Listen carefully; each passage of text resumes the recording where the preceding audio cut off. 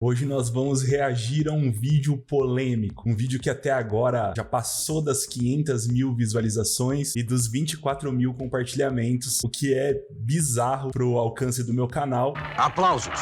É claro que foi feito em conjunto com o Gustavo, do canal Labs, mas nesse caso nem foi um vídeo grande do YouTube, foi sim um Reels que alcançou essa quantidade de visualizações. E eu tô aqui pra assistir ele com vocês, mostrar pra vocês aí quais são os pontos que o pessoal achou estranho. E é um vídeo que rompeu a bolha, né? Muita gente não sabe o que tá acontecendo. Então, vamos lá, vamos assistir esse vídeo. E pro pessoal que sempre diz pra mim, Júlio, eu gosto dos seus vídeos, só que eu tô bem iniciante ainda em segurança, eu tenho uma notícia legal pra vocês.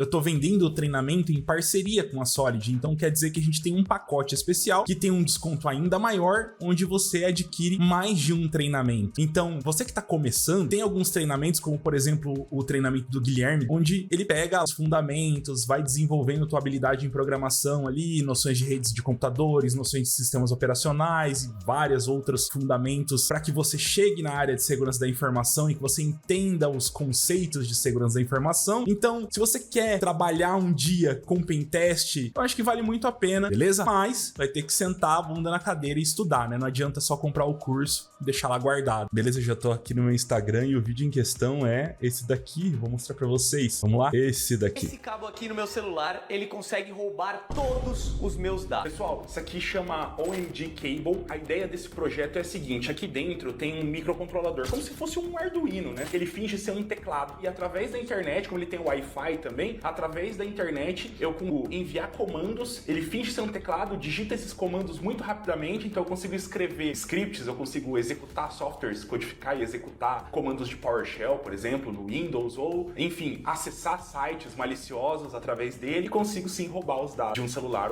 O cabo já tá conectado aqui no meu celular, do outra ponta não tem nada, ó, não tá conectado em lugar nenhum. Esse negocinho laranja indica que o lado que tem a controladora é esse daqui. Tem vários tipos de cabo, mas esse daqui é dois tipos C dos dois lados, mas agora com a energia do meu celular, o controlador tá ativado e abriu um servidor. Esse servidor pode ser conectado em qualquer lugar do mundo. Aqui no meu notebook, eu conectei através do Wi-Fi no OMG Cable. E a partir desse momento eu tenho central de controle do meu celular através do notebook, sem ninguém saber. E aqui eu consigo fazer log, paylog, payload. O payload nada mais é hardcore, até a comunidade mesmo já desenvolveu ranks ou coisas mais sérias. O que eu vou enviar aqui é bem simples. Cliquei em Build and Run, vai começar a carregar. Isso é incrível, velho! Eu abri My Little Pony, mas eu poderia ver o que a pessoa estava abrindo, ou e-mail, ou mandar mensagem. Coisas desse tipo é possível com esse cabo. Como saiu da bolha, né? Então muita gente falando que é fake, muita gente falando, ah, não é bem assim.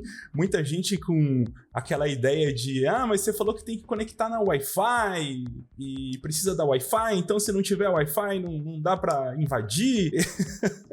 As pessoas com ideias muito equivocadas sobre como funcionam implantes de Red Team ou operações de Red Team, né? E achando que o dispositivo é algo mágico, né? Que você não precisa de um operador que seja habilitado e que seja, de fato, possua conhecimentos em técnicas de invasão, que possua conhecimentos em operações de Red Team para manipular esse tipo de equipamento. O que não faz sentido nenhum, né? Se eu der um equipamento desse, mesmo sendo um equipamento da Hack5, que geralmente é mais user-friendly, mesmo assim o cara ainda tem uma curva de aprendizado grande, não só para escrever os scripts, porque os scripts são bem básicos, né? O DuckScript, que é a linguagem que se usa nesse cabo, é bem básica, só que o cara tem que ter uma boa noção de operação de Red Team, né? De ataques, de tipos de ataques, de cyber kill chain, de uma cadeia de ataque, de você fazer ali desde o começo da operação, coletar os dados e depois você fazer a etapa de weaponization, de escolher ali o que você vai utilizar, produzir as suas ferramentas ou manipular ou tunar as suas ferramentas, e aí onde entra a escolha desse cabo numa operação de Red Team, né, na etapa de weaponization. Depois você vai ter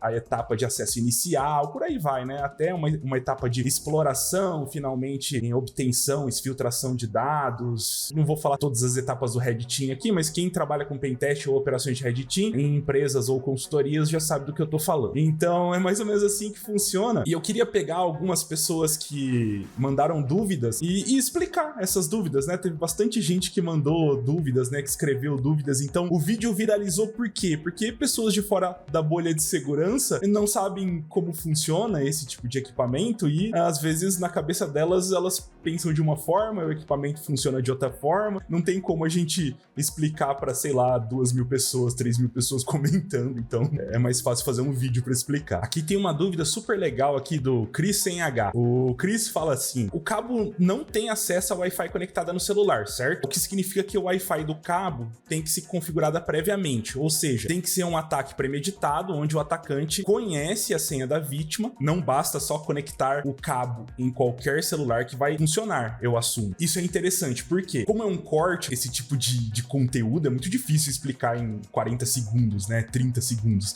e é o problema das redes sociais hoje em dia. Fica tudo tão enxuto, tão pequeno, e as pessoas prestam tão pouca atenção. Não tô falando do caso do Chris sem H aqui, não. A pergunta dele foi excelente. Mas tem que comprimir tanto o conteúdo que não dá pra explicar as coisas. O cabo funciona de duas maneiras. A primeira maneira é, você consegue conectar diretamente no cabo. O cabo, ele sobe um access point, ele vira um roteador, você conecta no cabo, na Wi-Fi do cabo, ele sobe um servidor web e ele tem todas as configurações ali no servidor web dentro do cabo. Então você consegue executar comandos, fazer loot, mudar configurações do cabo direto ali no servidor web do cabo. E vocês conseguem ver isso no vídeo que eu fiz em parceria com o Gustavo lá no canal Labs. Beleza? Uma outra forma que tem de configurar o cabo é utilizando ele como um implante conectado a um servidor de comando e controle. Então, da mesma forma que os dispositivos da Hak5 funcionam, o OMG Cable é vendido pela Hak5, mas ele não foi feito pela Hak5. Ele foi feito em parceria com a Hak5, tá? O desenvolvedor dele tem um servidor de comando e controle que você hospeda numa VPS, né, num servidor privado na internet, e você configura o cabo para que assim que ele tiver conexão com a internet, ele consiga enviar ou ser comandado através desse servidor de comando e controle. Tendo isso em vista, sim, você precisa de uma forma para que o cabo se conecte à internet. Você precisa de alguma rede Wi-Fi, o cabo precisa conhecer alguma rede Wi-Fi, ou você precisa previamente colocar ali uma rede Wi-Fi da pessoa que você está querendo explorar, sabendo a rede Wi-Fi da casa dela, ou do trabalho, ou do local onde você implantou. E isso não é tão difícil de fazer, tá, gente? Porque a partir do momento que você vai fazer uma operação onde você está implantando esse cabo, você já colheu dados sobre essa pessoa. Geralmente isso é feito em empresas, ou isso é feito em algum tipo de operação policial, ou isso inicialmente era feito pela NSA, né? A inteligência do governo americano que desenvolveu esse cabo num primeiro momento, né? Ele é chamado de Cottonmouth, e ele foi um vazamento lá em 2008, que era chamado Vault 7, foi vazado pelo WikiLeaks. Então,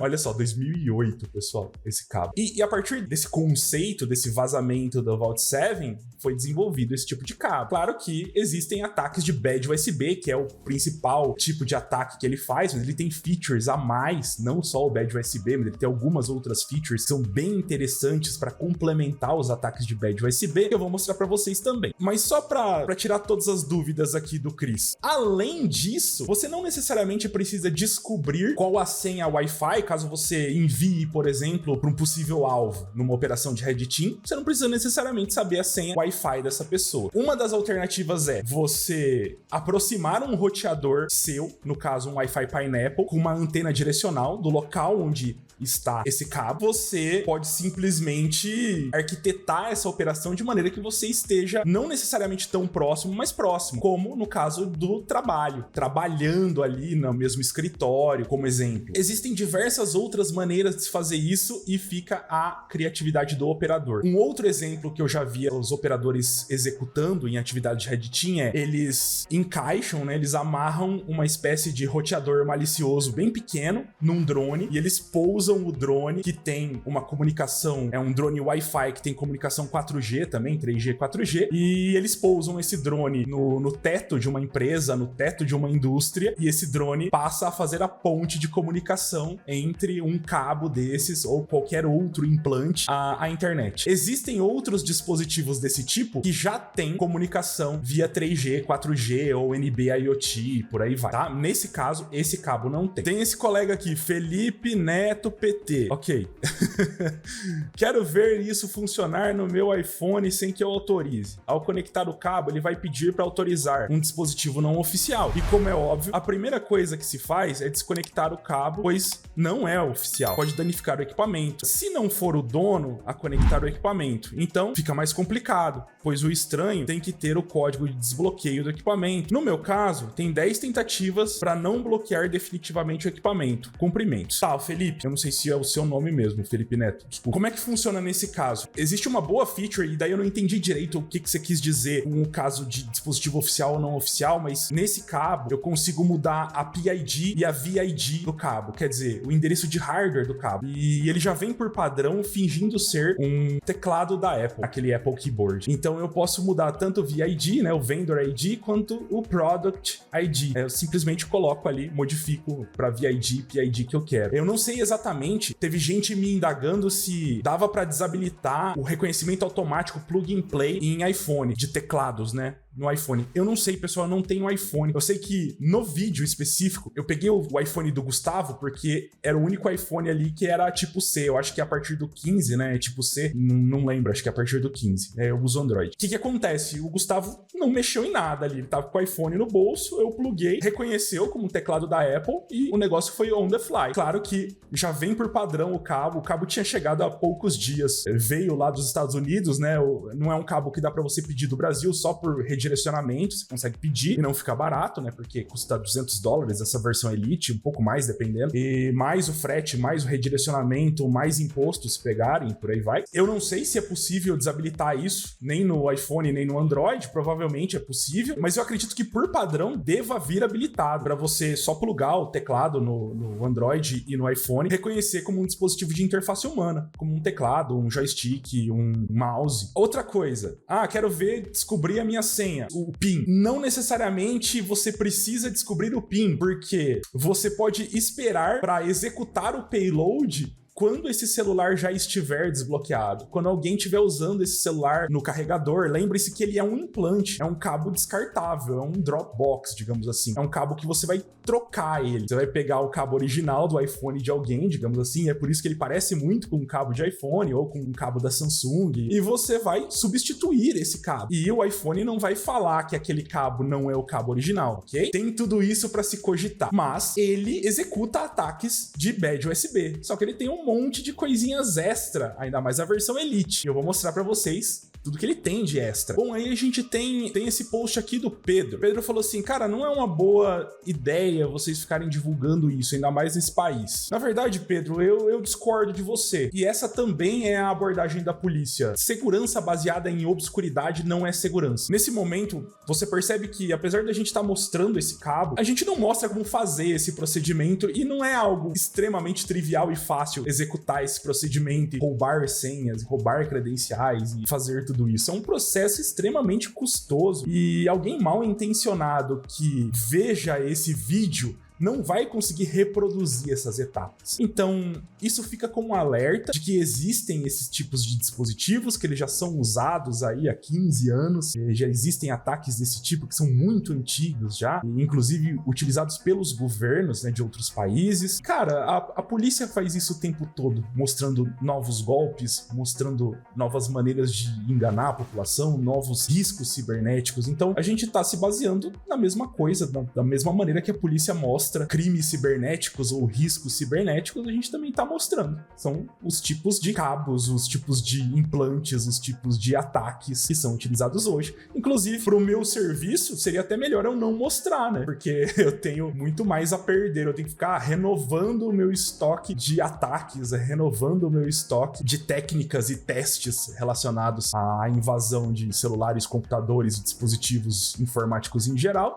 Mas a ideia é melhorar a segurança de maneira geral da população e de todas as pessoas que utilizam dispositivos eletrônicos. Então nós, como Red Team, como operadores de segurança ofensiva, apesar de que a gente vai perder boa parte da nossa expertise quando a gente vai revelando esse tipo de ataque, a gente também vai evoluindo, claro, né? Vai melhorando ataques, novos ataques vão surgindo o tempo todo, mas a ideia é que a gente faça, que a gente execute esses ataques para que as pessoas percebam o risco e para que mude, para que os vendors comecem a pensar em maneiras de se mitigar esses ataques. E daí a gente perde perde, obviamente, a capacidade de executar esses ataques, e a gente vai estudando e aprendendo novas formas de executar ataques, ou descobrindo novas formas, pesquisando novas formas de executar ataques. Esse é o nosso trabalho. Tem uma pergunta muito boa aqui, que é do Lineker. Ele diz assim: e como faz pra saber se ele tá infectado? Cara, não dá.